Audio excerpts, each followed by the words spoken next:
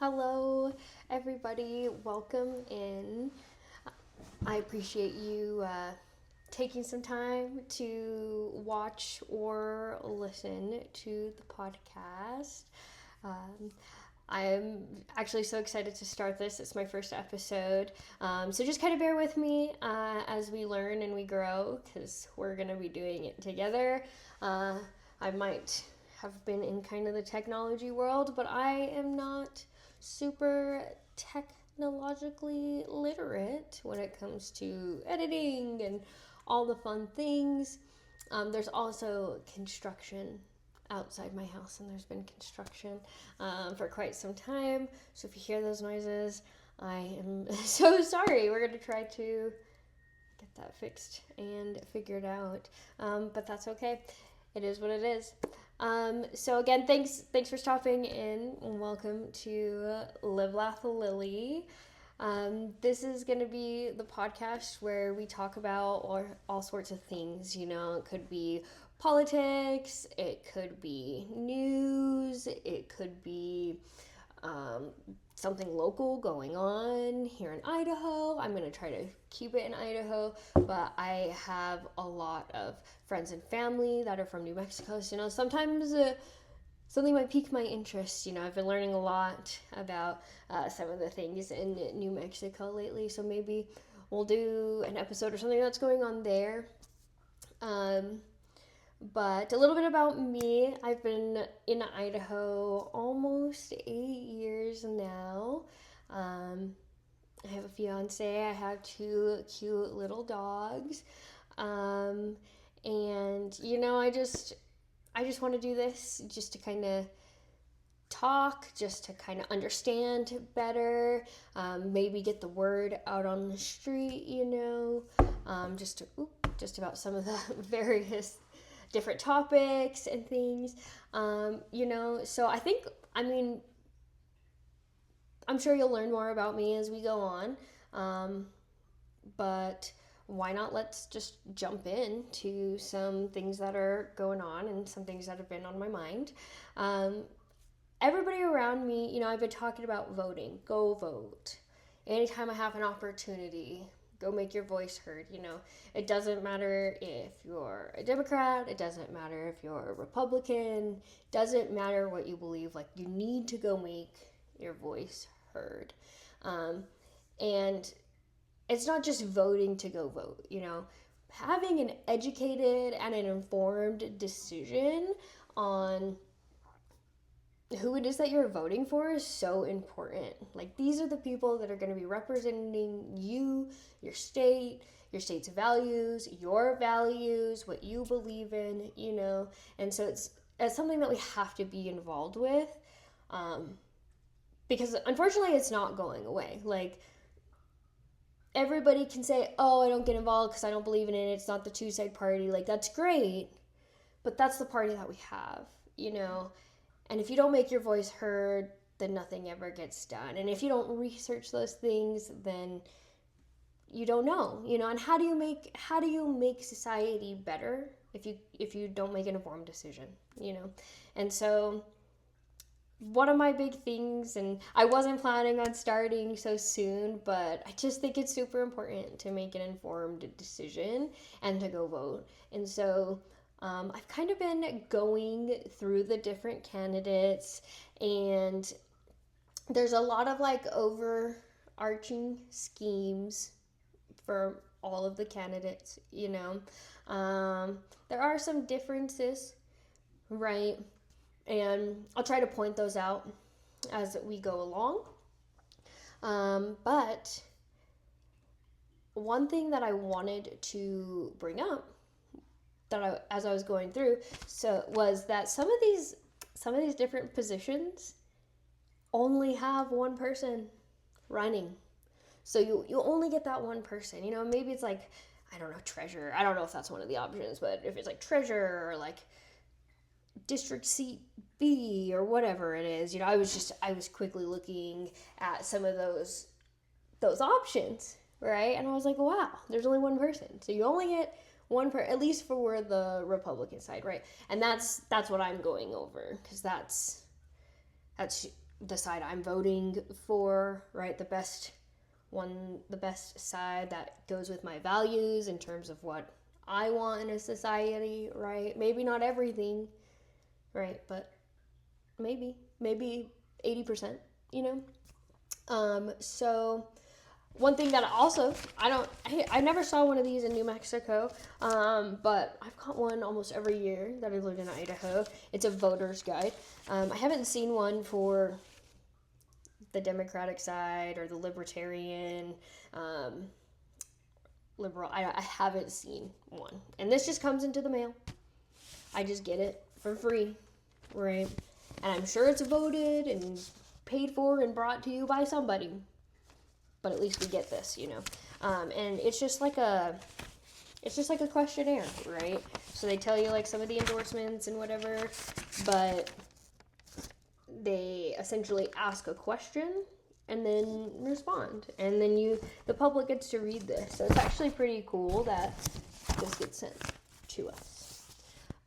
So before we begin, because there's going to be some repetitive nature to this as we're going through, family is going to be an overarching scheme. Government not being involved, like managing our lives, going to be an overarching scheme. Faith, going to be an overarching scheme. Small businesses, right, and the benefits of small businesses, that's going to be an overarching scheme, you know. Immigration policy, ICE immigration policy, I mean, that's pretty basic for a Republican, you know, all gonna have the same views on that. There's not a lot of differences, right? Some of the differences that I've seen are people are more heavily into faith, which is, to me, I mean, that's cool. Like, have your faith, that's great. But I don't think that should be like your overarching scheme of politics, right? You're gonna find a lot of these people are veterans, or their family has served in our country, grandpas, grandmas, things like that. You're gonna find people that are Idaho born and raised. And that's what people want. That's what people want in Idaho. You know, they want somebody that's born and raised here. They know what the values are. We're gonna see a lot of, maybe not a lot, but some gear towards like farming industries and things like that on some of these candidates. So let's just pull up what those candidates are for the United States Senator. So here in Idaho, we have Joe Evans, Denny LaVey, Jim Risch, and Josh Roy. And you're going to find that 3 of these candidates out of 4, something is different about this. There's one candidate that there's something different with this guy. Okay, so we're going to go over it. And we're going to start with Joe Evans, you know, and same. So basic things, right? Idaho born and raised. His grandparents or his grandpas were veterans in World War II, right? So he knows that freedom isn't free, as he says in his bio. He believes that communities are built with their neighbors and not with government, right? And that's something that a lot of us Idahoans believe, right? We're very community-based. Like, we don't ask the government for things, you know, like, we ask each other. And that's just something that is an overarching scheme, at least from what I've seen of Idaho. Let's see. He is not a career politician. That's something that I find is going to be important when I'm looking for a candidate, because I think I'm just done. I think I'm just done with all the career politicians, you know, and it's our duty to vote them out. If we don't vote them out and the same people are voting for the same people, this is how we stay in, right? So we just need to go vote. Go vote, right? So he is not a career politician, and it's Idaho first for him. And I am using my iPad. I have an iPad that has everything written out. It was a lot of information to kind of take in. So bear with me as I kind of scroll through and make sure I get all the correct information. So, not a career politician, and Idaho first. Some of his talking points in his campaign that he's running on are less federal control, lower cost of living, lower taxes and spending, healthcare reform, local control of schools, border security, support for small business, energy independent, civil liberties, foreign policy, justice issue changes, right? And so that's just what I have that he has. So let's just start with number one, right? Less federal control. That one's pretty self-explanatory. In terms of here in Idaho, we don't want federal control of our land. There's some reservations here, there's a lot of farmland, and a lot of that has already kind of gone away. There's so much growth, at least where I am, and some of those farmlands are now just gone, and they're being torn into houses, and so he wants just less federal control, less hands on the land, and he wants to keep the separation of powers, and he thinks unelected officials have too much power, and that should not be a thing. If you're not elected into office, you shouldn't have power, and so that's something that he wants to fight against. Lower cost of living. So he supports energy production, expanding energy production, and regulation barriers. Government policies are making it more expensive to live, and I think this is just something we all can agree with. It gets more and more expensive, and we all kind of blame the government, inflation, X, Y, Z. And so here at Idaho, we don't want that. It is expensive to live here. And I think that rolls into his next point, is lower taxes and lower government spending also.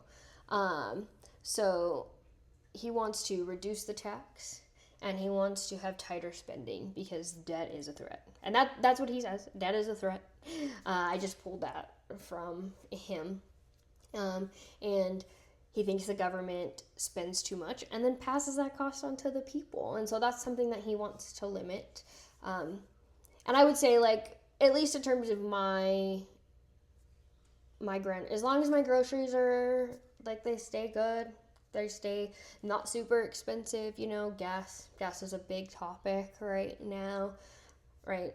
I'm happy.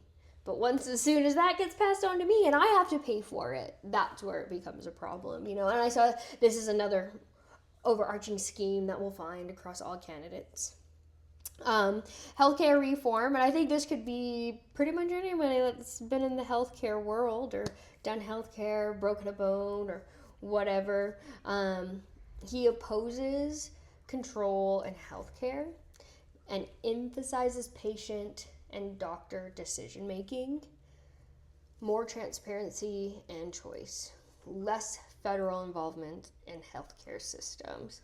And so, again, he just wants the federal government out, right? He just wants to make healthcare more affordable. He wants it to be on the people to make that choice, whether they should or should not have to go in XYZ, another overarching scheme in terms of people.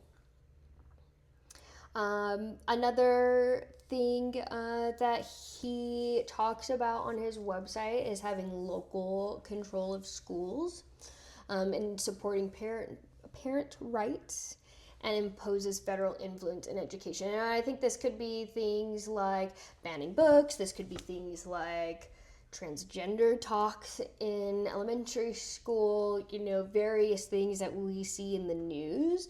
Generally doesn't happen in Idaho, but that's something that he wants to maintain and continue.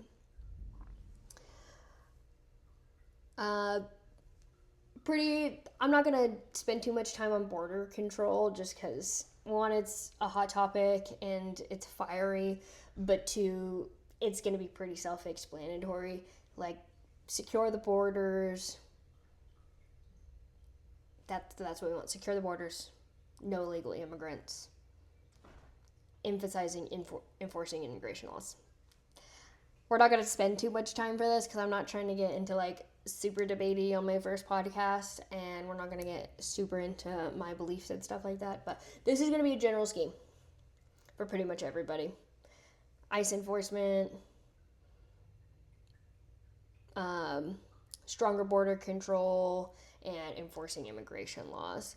Just more structure around it, more consistency. Support small business and agriculture, so reducing regulations for those individuals, whether they're farmers, whether they're small business owners, and then protect the industry to protect the land and keeping federal people out of it, right? We don't want the feds on our land. We don't want it. We want to do what do we want to do with our own land,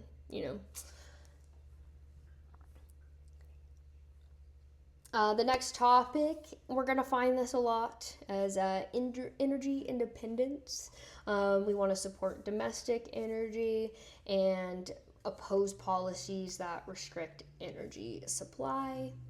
They want more U.S. energy. And if they had more, or if we built that infrastructure, if we got that somehow, however that may happen, right, that's just going to be a lower cost for us. And I mean, I don't know if this is the same where you are, but I'll be honest, I have a 1-bedroom little apartment, okay, and my energy has nearly doubled, or my cost of energy has nearly doubled. My bill is nearly doubled for my small apartment from when we first got it, and that was maybe 3 or 4 years ago, So it's just really crazy to see the difference, and not much has changed. Still the same unit, clean the filter, nothing's wrong with it, it's service, Why is it so expensive? So it's just kind of just interesting, and this is gonna be a scheme. This is gonna be a scheme. We want more U.S. energy, and we want it at a lower cost.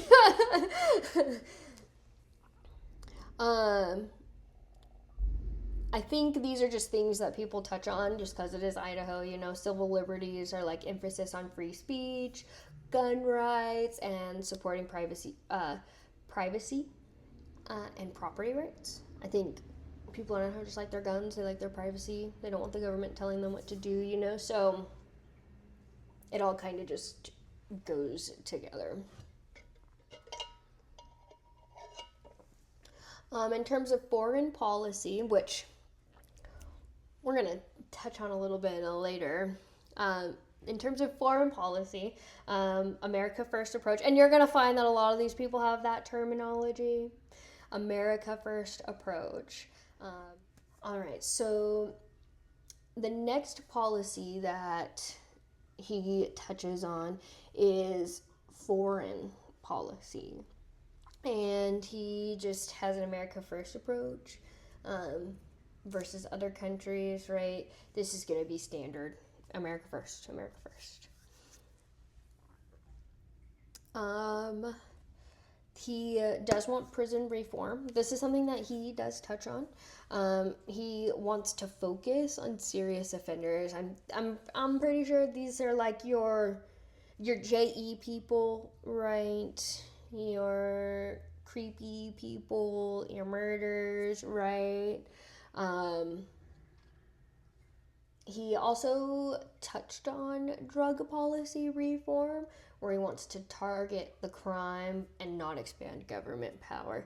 So he had like some specific things in there. Again, you want to check any of this stuff out, go to the website and just see. Because that's what I recommend, is get your own information. I'm just going to go through some of the basics so you know who you're voting for, what the basics they believe in. He is unique. Joe Evans is unique because he has a more libertarian focus. And he wants to and he has a focus on ending the administrative state or unelected agencies.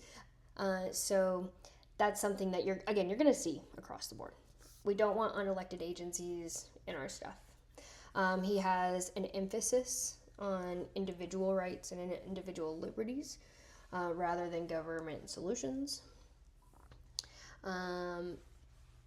He supports some drug policy reform, which is not something that you generally hear in Idaho. We'll see if that happens or not. I don't see Idaho ever, not for a while, changing their policy on drugs, marijuana in particular. But it's not something that's standard, so it's different for somebody to talk about and for somebody to have on their website. Very anti-federal. I feel like a lot of these candidates are very anti-federal. He's not a career politician. That's what makes him unique. And he does mix some of the America First ideology and the anti-war restraint. So it's kind of a mix, But really, he just wants you to leave us alone. Leave the people alone. Limit federal power. That's it. Right. All right. Let's move on to the next candidate. Denny LaVey. Denny LaVey is a business owner. He says that he was quote unquote called to serve, and that he would bring life experience or wisdom to the game. That's what he has to offer us. Sorry if that sounded weird. That's what he has to offer us. No. He thinks it's time to send someone to fight for the next generation, and thinks it's, again, time for career politicians to retire. He wants to restore Idaho's legacy of courageous fighters and blue-collar identity, and he, again, emphasizes faith, family, and his struggles and how that relates to his resilience. So I only wrote down a couple topics. He's pretty simple. I was actually going through the voter guide, and I think it said Denny LaVey did not get, let me look really quick, hold on. It was pretty, right here. It says, the following candidates for federal and county office participated in the KRCC rating and vetting, but did not obtain the over than 50% committee votes needed to secure the recommendation. Again, this is just a recommendation, right? So, interesting. So, that tells me not a lot of people voted for him. I will say his portion when I went through it, pretty basic, clean cut, dry. So really 4 topics that I touched on were border security, government spending, anti-establishment, and anti-DC elites, and then constitutional limits on government is the 4th. And so again, border patrol is going to be secure the border, reduce illegal immigrants. We don't have a lot of that in Idaho, so I don't think they're like, bam, we're going to touch on it, It just feels like they gloss it over. Next, government spending and national debt. They want to focus on ending reckless federal spending, and he wants to work on inflation and cost of living as it connects with government spending. He is anti-establishment and anti-DC elites, which, let's be real, who is not anti-DC elite? Who is not friggin' anti-Hollywood right now? I know, I don't really listen to music these days. I I don't have Hulu anymore. I don't really do streaming. So it's just like, I don't have anything. Like, I have nothing. So it's kind of interesting to see this. You know, it doesn't, he frames himself as fighting the political insiders and then challenging longtime politicians, you know, so little tidbit there.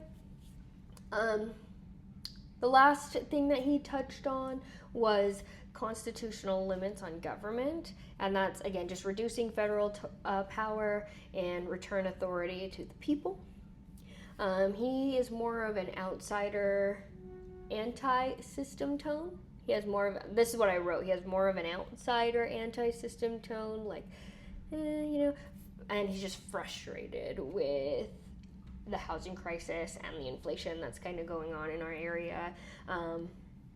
So I don't know if he's like the best. I can see why maybe they didn't vote for him, right? But I can understand where he's coming from. I think we're all kind of fed up with those things, you know. So the next candidate that I have written down is Josh Roy. He has lived in Idaho for almost 30 years. I think he's one of the few candidates. I don't think he was born here. I can't remember. That'd be something that I'd have to look up. But him and his family do have a ranch, and they have been in the ranch industry. I think I should have wrote down what ranch industry. I know. I can't remember. Whatever. He works in a ranch. He's been in the ranch industry. Again, traditional values, emphasizes faith, family. He states that states have to be fiscally. Wow. Sorry, guys. He states that states, us, as Idaho, need to be fiscally and socially conservative. Wow. That was a mouthful. I'm so sorry, guys. So let's just go on to his focuses. Let's go on to Josh Roy's focuses. I had a couple different ones. I wrote down 9 that I think stood out to me. So anti-regulation and anti-tax. He thinks that regulations and taxes are strangling the economy, and so he wants to reduce the bureaucracy. He wants to reduce federal control, regulations, you know, pretty much same thing as we kind of touched on with the 2 previous people. He is pro-industry and pro-production, and he emphasizes that with, like, the trades, manufacturing, agriculture. We have miners, like, we have mining in this area. I worked with miners. They just come in, you know, like, they're there, and it's such a dangerous job. So we have them here in Idaho and various parts of the state. And then he emphasizes energy too, and bringing that to the U.S. at a lower cost, right? That's what we want. That's what we want. Lower cost.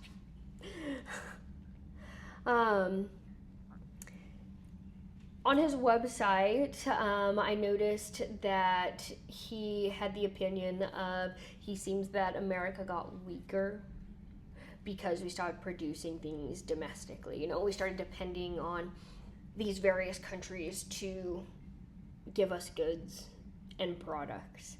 And so, you know, that's also jobs, right? Not only is it goods and products, but it's jobs.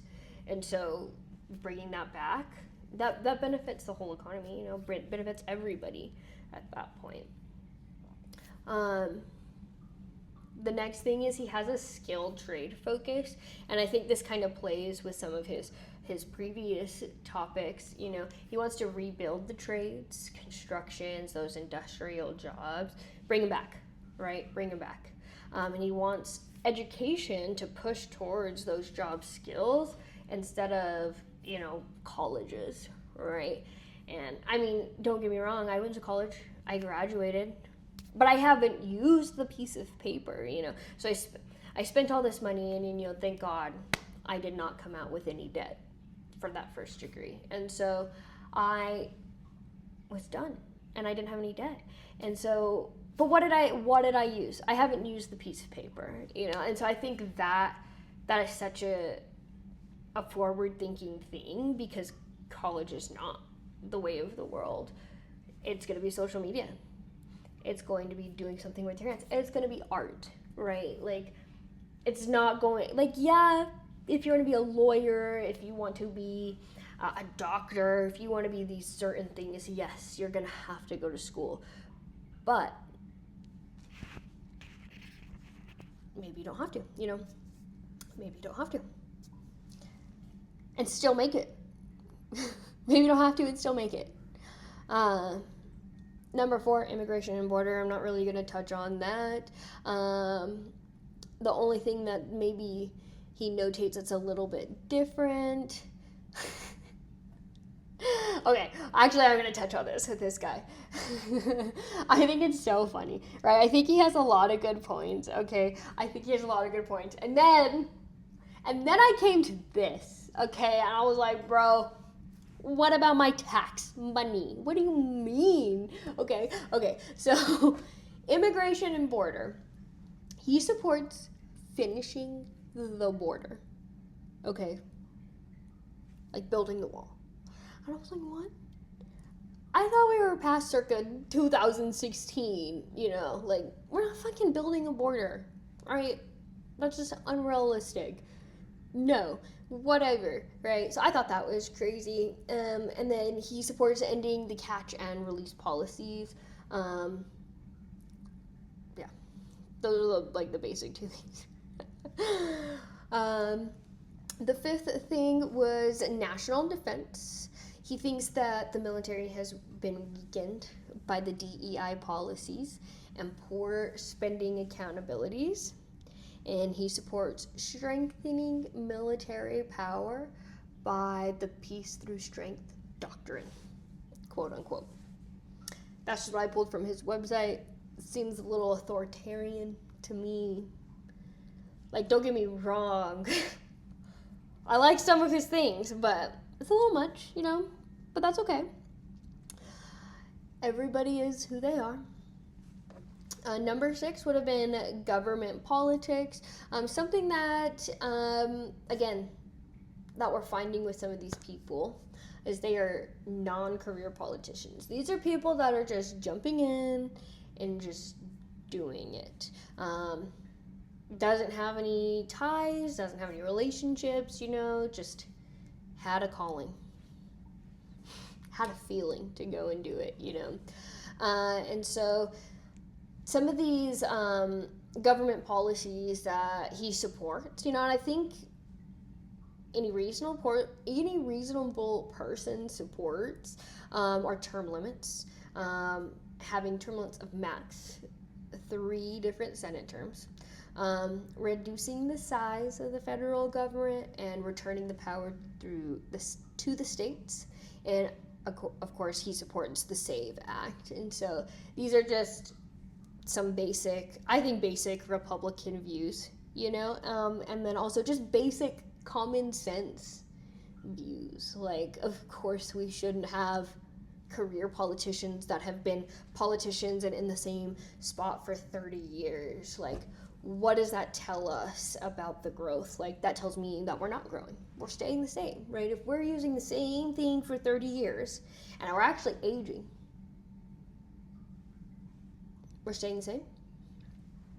I don't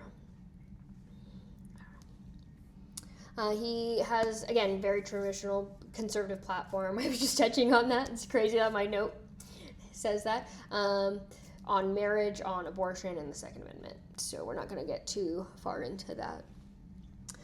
He opposes CRTs in school and wokeness education in society, which I'm for. I just don't think, personally, my opinion, allegedly, I just don't think kids in elementary school should be learning what transgender is or things like that. I just think that's inappropriate. Kids should be kids. They should be playing outside. They should be experiencing life, not worrying if I'm a man or a woman, when we know there's only two genders, but whatever. I digress. For healthcare, he thinks it's bureaucratic and expensive and wants simplicity and transparency. He has, I'll tell you, when I was going through it, he has some of the most detailed things that he wants to do, and maybe that's too rigid, because I don't know what politics is like, but I know what life is like, and sometimes you can't say it's going to be XYZ or I want XYZ, and sometimes that in between, that middle ground is where you find it, and so I like that he has what he likes down, but I know that could make him seem overbearing. Again, I haven't decided who I'm voting for yet. It's a tough decision. May 19th is when it happens, so we're gonna try. Hopefully we make the right decisions, right? It's just midterm, so it's not too important, but it's important, guys. Go vote. All right, so let's talk about Mr. Jim Risch. Jim Risch is our current senator, okay? Jim Risch is 83 years old, okay?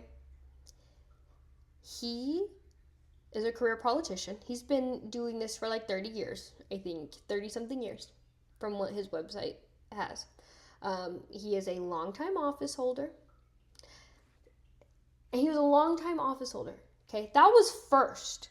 That was what I put first. After, I put, he is a father, husband, and rancher, okay? And I'm like, okay, that's a little bit weird that that's what came first. And then all the other things, So, not how I wanted to start out, but people vote for him. People have voted for him. Maybe he has some good policies, maybe they're just generic.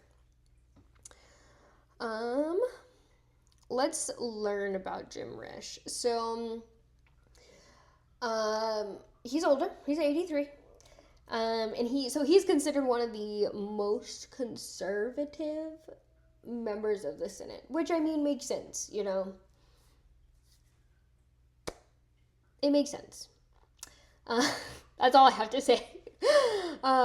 He aligns with deep Republican priorities, right? And this is like the abortion thing, gun rights. This is all the basic Republican stuff. Okay.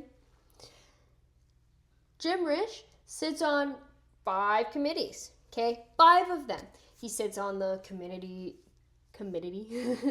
the Committee of Energy and Natural Resources. He sits on the Committee of Foreign Relations. He sits on the Small Biz Entrepreneurship Committee, the Intelligence Committee, and the Ethics Committee, which I think is weird. 83 years old, from Idaho. All these things, okay? Not to say he's not a good guy. I just think it's weird. I think the fact that he's as old as he is, and he's still doing this thing, and he's doing all these things, I just think it's a little bit weird for me, and I want change. He is still a part of the chairman of the Senate Foreign Relations Committee. And, he's just done so many things. This is all the things that he's done. So many things. He has a well-established life, per the website. If you have a well-established life, why do you keep doing this? I'm sure you don't want to do politics at 83 years old. Why are we still doing it? I digress. Anyway, let's go over some of his things. I think they're going to be pretty basic things that we've already heard. Limiting federal government. He thinks the federal government has too much power, and it should be with state and local officials and the people voting for it. Energy independence. He supports domestic energy production, less regulation, and opposes policies like the Green New Deal, Yeah. So I'm just saying, like, I just want to stop right there. My energy has gotten more expensive. Okay? So I don't know what he's doing, but it's only gone up. Just saying. Public lands and natural resources focus on Idaho land management, ranching and agriculture. He thinks that the federal government overregulates land and hurts local industries, and all I see is Idaho booming. And these things going away. We can't slash and burn anymore. Like, there's so many things that have changed in the past few years. So I think it's interesting that this is what he says, but it kind of feels like we're getting the opposite. But someone correct me if I'm wrong, please. I would love to be corrected. Educate me, please. Provide the receipts. He supports stronger border enforcement, of course, he's just a major player, right? He's the chairman of Senate Foreign Relations Committee, and he believes the peace through strength mentality. Let's see. He supports agriculture in rural Idaho. Government should get out of the way of states. Supports the Second Amendment. Pretty much all the basic things, So, all in all, for the U.S. Senate, we have four candidates, right? I think I got all four. I know for the district attorney, I couldn't find 2 websites, but they were on here, so I thought that was a little bit weird. I'm going to have to do a little bit more research to see if I can. Maybe I was just missing something for the next episode. But, yeah. 4 options. Remember to go vote. Here in a couple days, I'm going to put together the next episode for, I think it's district representatives is the next one. And so we'll have a couple more candidates, but it should be really good. If you guys have any comments, if you guys have any questions, if you have any suggestions, let me know. Put a comment down, message me. I'm always willing to learn, and I want to see what you guys have to say. Thanks so much.